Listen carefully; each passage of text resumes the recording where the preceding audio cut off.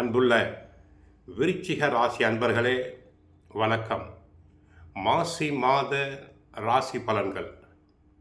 விருச்சிக ராசி அன்பர்களுக்கு அஷ்டமத்தில் குரு வக்கரம் அடைந்திருக்கிறார்.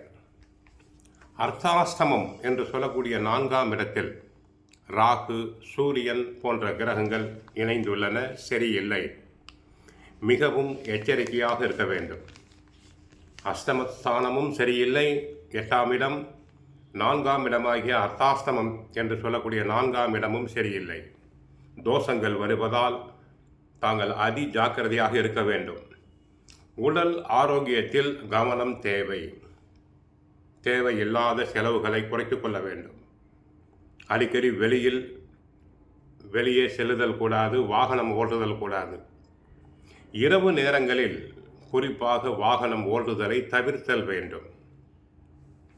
செவ்வாய், ராகு ஆகிய கிரகங்களுக்கு இரவு நேரங்களில் முழு சக்தி அதிகம்.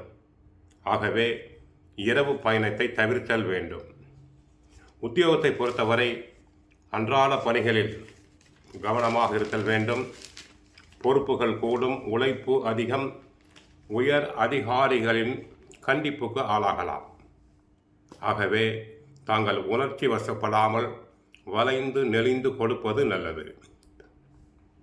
தொழில் வியாபாரத்தை பொறுத்தவரை கிரக நிலைகள் சரியில்லை. கவனமாக இருத்தல் வேண்டும். இல்லாவிட்டால் நஷ்டம் வர வாய்ப்பு உண்டு. தொழில்துறை அன்பர்களுக்கு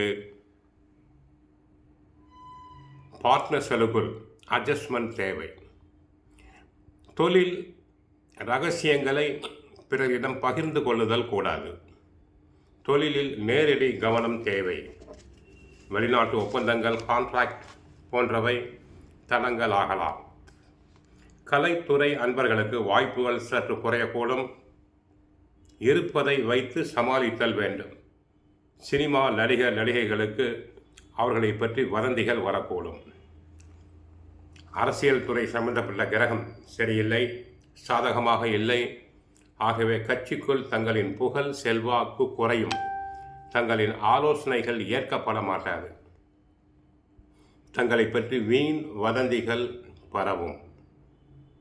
கட்சிக்குள் நியாயமாக கிடைக்க வேண்டிய பதவி கிடைக்காது.